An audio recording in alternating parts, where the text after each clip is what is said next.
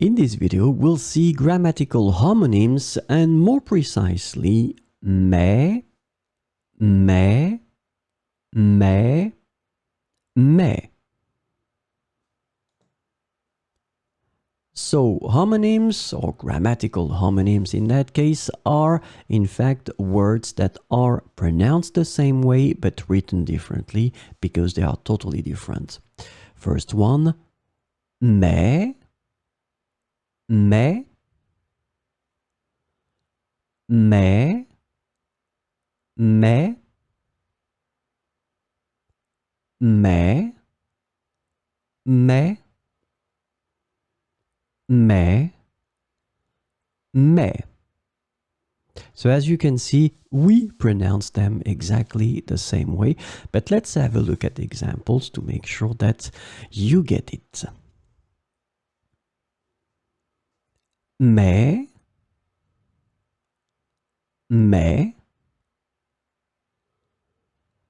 voici mes deux enfants. Voici mes deux enfants. Voici mes deux enfants. Mais tu as raison. Mais tu as raison. So as you can see, the meaning is totally different, but you will pronounce them the same way. Voici mes deux enfants. Mais tu as raison.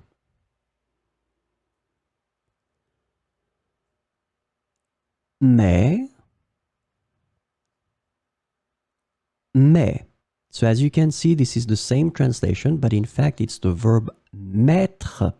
And the verb mettre in that situation, here it's conjugated in, well, the first and the second person of the singular. And in that case, here it will be conjugated in the third masculine or feminine person of the singular.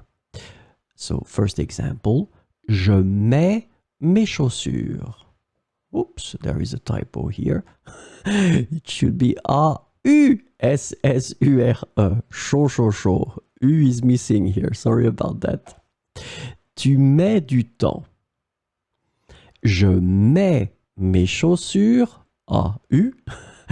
Tu mets du temps. And let's have a look at the other one. Il met un verre sur la table. Elle met une écharpe. Il met un verre sur la table. Elle met une écharpe. So in this situation, it's quite interesting because you have the same verb. The verb is mettre, but as you can see, you pronounce them the same way. So je, tu, il, and elle, it's pronounced mais, but it's clearly written differently because you've got the S in the end of je and tu. Chaussures, A-U. Let's not forget that.